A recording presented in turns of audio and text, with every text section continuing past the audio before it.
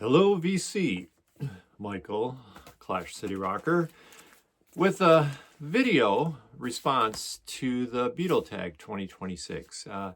Last year was the first year that I started making videos, and the first video I ever made was the Sad Bastard tag. And then didn't do any other tags, but then this year I did the vinyl, or the unofficial vinyl tag by David Atkinson 2026.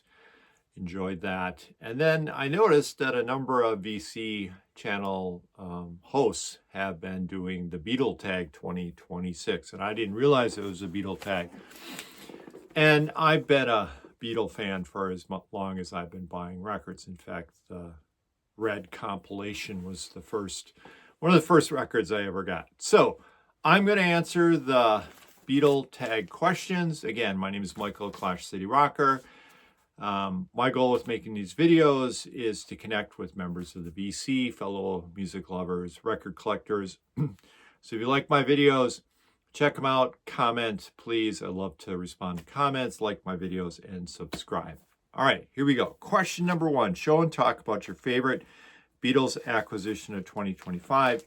Be a record, a collector's item, a Beatle product, etc. So I had an exceptional Beatle year.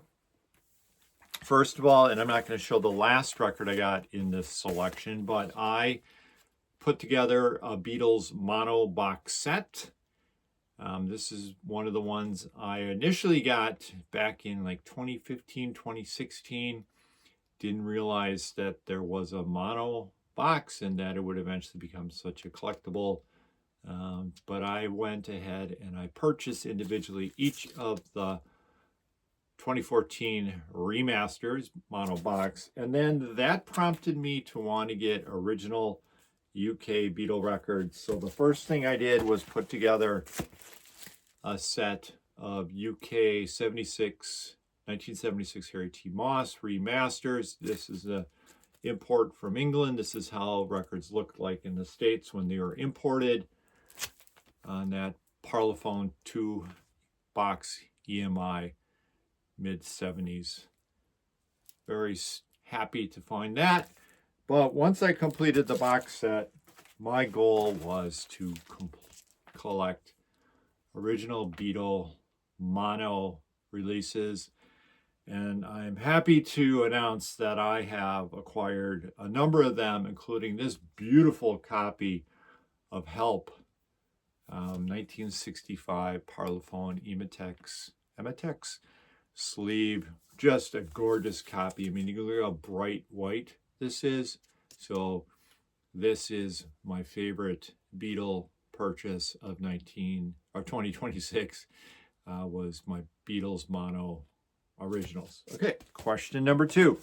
Show an artist band on an Apple label other than the Beatles or solo Beatles. When possible, show the label. I don't have too many.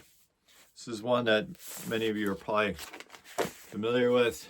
James Taylor, an original. This is a great flip back here. And then what did the record look like? It looked like this. Carolina on My Mind on that side. Great record.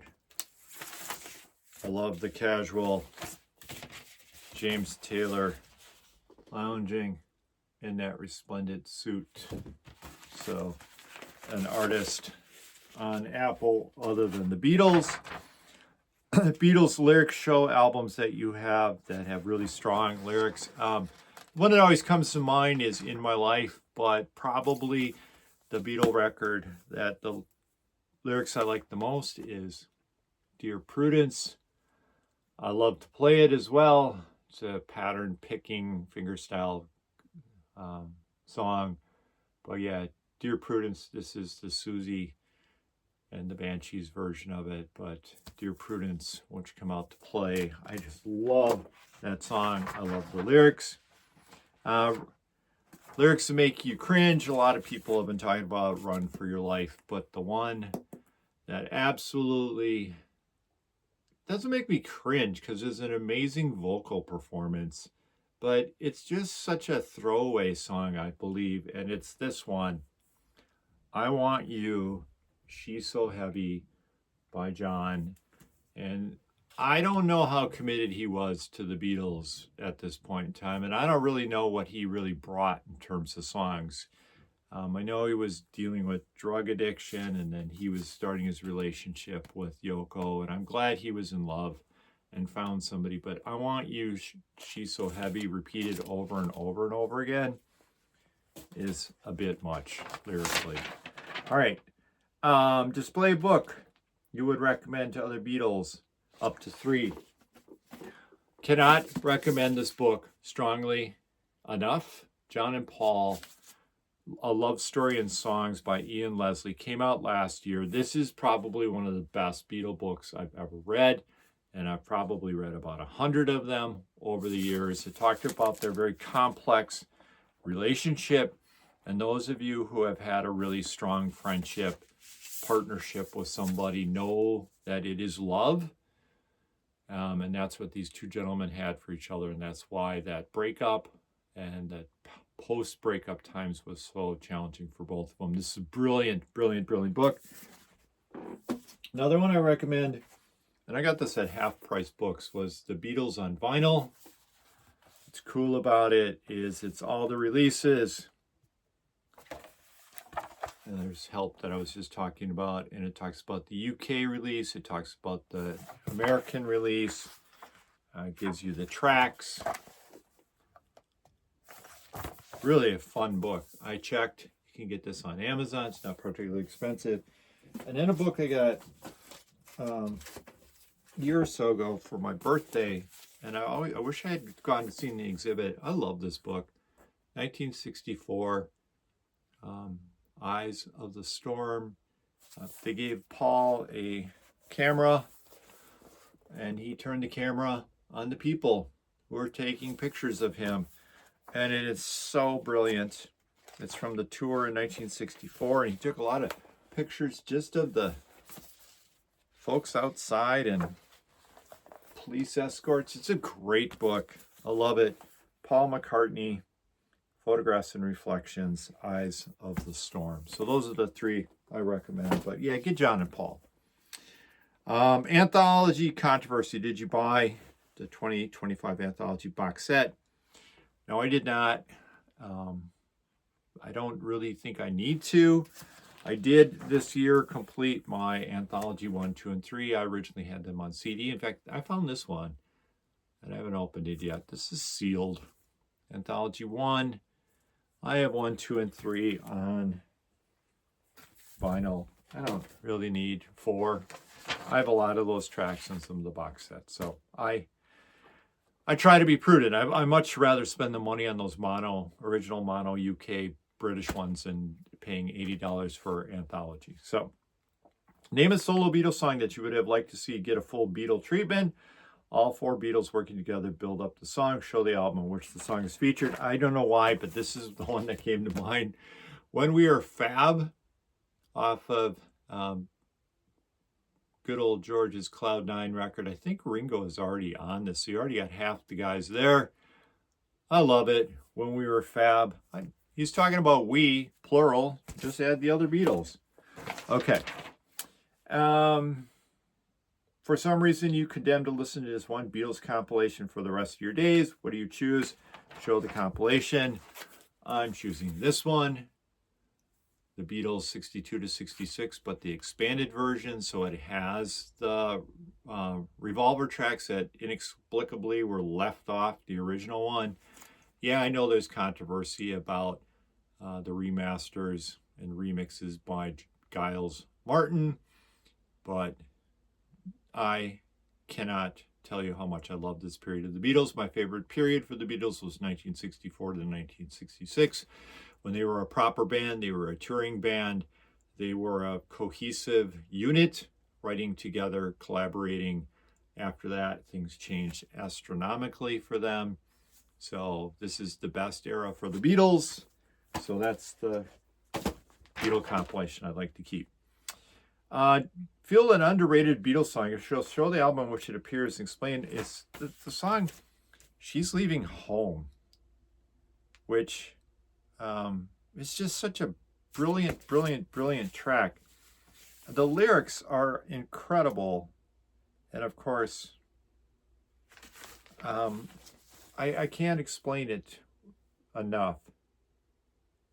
But track number 6 on here, this is the mono version, original mono UK. It's a poignant song about a kid who lives with her parents and is just leaving, doesn't really leave a lot. The heartbreak is just palatable. And the fact that Paul was able to get inside of not only the parents, but the girl, it's just a brilliant song. Makes me stop every time I hear it. So She's Leaving Home. Beatles singles, show a Beatles 45 with a cool picture sleeve or a picture sleeve from a country.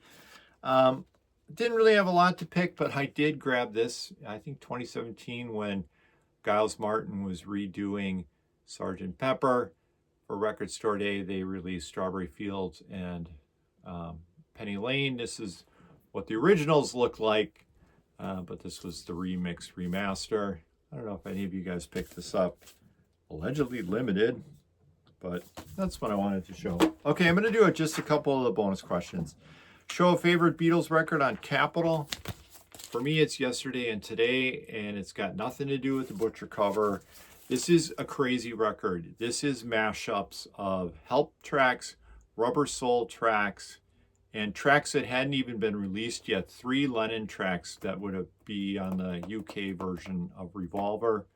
I think there's also a Hard Day's Night track on here. It's an amazing compilation. So it's And Your Bird Can Sing, If I Needed Someone, We Can Work It Out, What Goes On. And then one of the greatest Beatle tracks of all time, Day Tripper, Drive My Car, I'm Only Sleeping, Nowhere Man, Dr. Robert, Yesterday, and Act Naturally.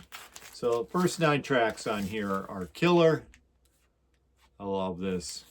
This is probably one that has the Butcher cover underneath it, but I have never spent time really dealing with that, but I'm pretty confident that it is. If their solo Beatles song feels just as good or better than any Beatles song, if so, show the record. I'm going to give 3. They're variations of the same song. They're Paul solo with his brilliant melodicism, his ability to just come up with melodies like, I don't know how. These are the most beautiful songs on the planet. Some Days from Flaming Pie stops me in my tracks every time I hear it. Junk off of McCartney. Again, there's bootlegs that have it on the Let It Be and the Abbey Road sessions. And then another one that's right part of it is Waterfalls, McCartney 2.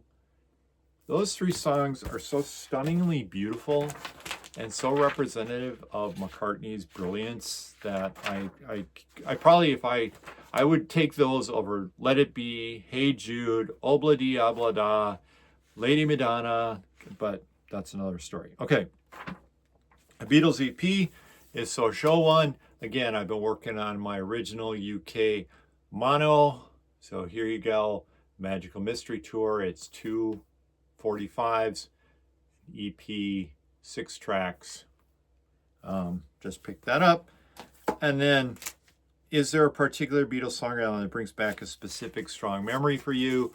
When I picked up the Beatle Red album, the song that just nailed me in my tracks was off of this record. It was this track, Michelle. Which is interesting that I keep mentioning all these Paul McCartney centric songs and books, etc. But I don't know. Michelle, that was the one that just really made me want to be a Beatle fan. And then finally, VC channel Beatle person that I particularly like. I like Beatley Tones Beatle channel. He just seems like a really great guy, person, entity.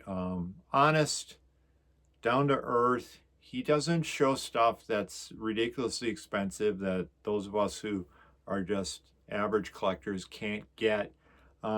He's truly knowledgeable. He is clearly a fan. He's very passionate, but he's not afraid to critique either songs or product or records. I think we're close to the same age. He's also a Jam fan, which I appreciate. But yeah, Beatley Tones Beatle channel is easily my favorite of the Beatle channels. So Michael, Clash City Rocker, I wanted to participate in this Beatles tag.